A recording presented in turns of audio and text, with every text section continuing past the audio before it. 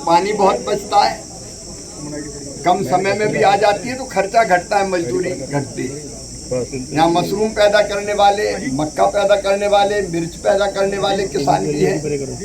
सबने अपने कुछ प्रयोग भी बताए और कुछ दिक्कतें भी बताई है।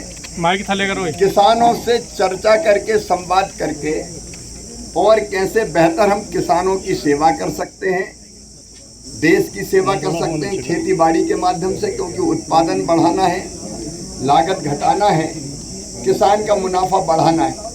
इसके लिए हम लगातार काम कर रहे हैं और वो तभी होता है जब आप किसान के बीच खेतों में जाओगे, उनके साथ बैठोगे, वहाँ की खेती समझने की कोशिश करोगे। इसलिए विकसित कृषि संकल्प अभियान हमने चलाया है।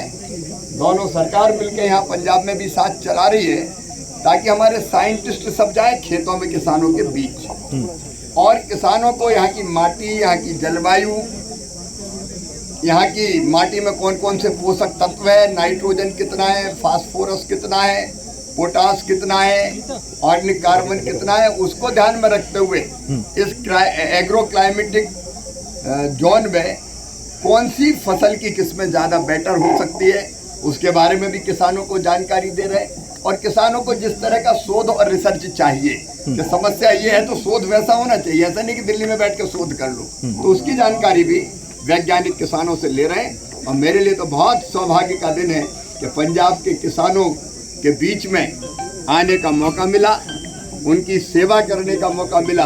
मैं अपने आप को बहुत भाग्यशाली मानता हूं। किसानां नाल मीटिंग का भी सद्दा दिता गया जे हुण जे अगे रखी जाएगी, किसानों में मीटिंग होएगी कोई?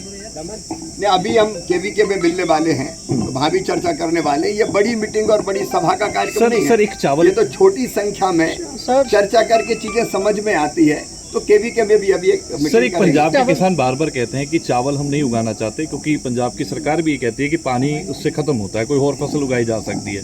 इसमें केंद्र क्या कर रहा है सर, कि अगर चाहता है, क्योंकि आपने जड़े हिंदू जल समझौते की भी बात की, इसमें पानी कृषि के विविधीकरण की, डाइवर्सिफिकेशन की आज जरूरत है, क्योंकि हम ऐसी किस्में भी और ऐसी फसलें भी उगाएं जो प्रॉफिट भी दे और पानी भी जिनमें बचे कम लगे, और कुल मिला के हमारी धरती भी आने वाली पीढ़ियों को अनाज देने वाली बनी रहे। तो डाइवर्सिफिकेशन की योजनाओं पर यहाँ के वातावरण में कौन सी फसलें की जा सकती है, उन पर भी हम लोग काम कर रहे हैं। जहाँ तक सिंधु जल समझौते का सवाल है, वो पानी हमारा है। 80% पानी सिंधु झेलम चुनाव उसका पाकिस्तान को उस समय दे दिया गया। वो फैसला न्यायपूर्ण नहीं था। पंजाब प्यासा है, हरियाणा को जरूरत है, राजस्थान को जरूरत है पानी की, तो वो पानी हमारा है। अब हम उस पानी का उपयोग अपने किसानों के लिए करें। रिश्ता अच्छा, किसानों के साथ में रिश्ता